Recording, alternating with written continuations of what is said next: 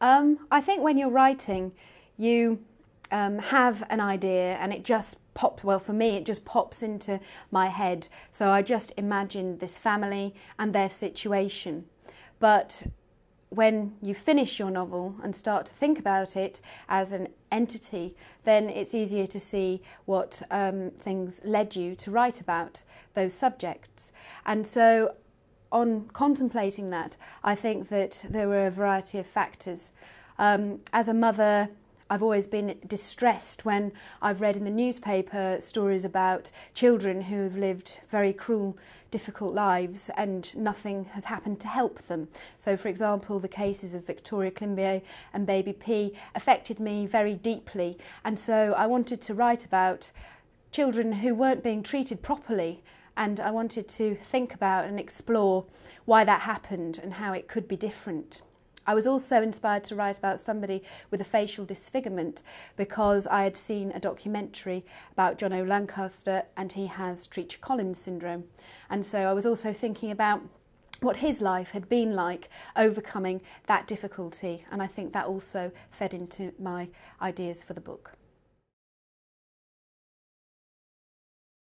I write whenever I get the chance, which isn't as often as I would like. I write in my front room at a very messy desk, and the mess drives me mad.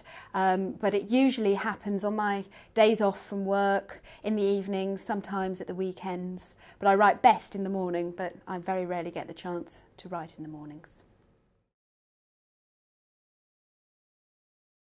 Definitely a physical book. I haven't had an e-reader, I haven't got one, I haven't tried one. I would like one because often I can't find my books that I want to reread or look at again, so that would be really handy just to download them, but I love having a physical book.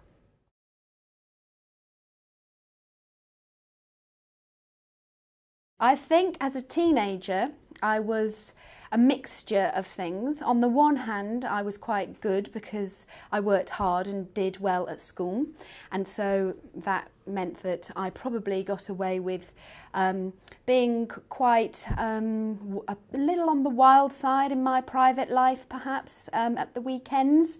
But I was a fairly sensitive teenager at the same time, and I used to write all my favourite extracts from novels and poems in a book. I was always reading as a teenager, but also having an awful lot of fun.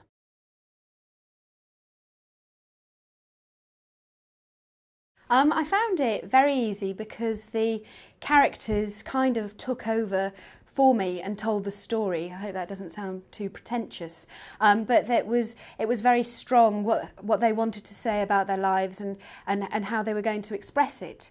There were times when the subject matter was hard to write about, and I did wonder if I could put my characters through such horrendous events, but ultimately I wanted to be true to them and to their experiences as I had imagined them.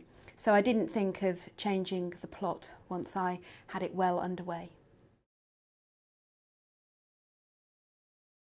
I finished a first draft of my next book.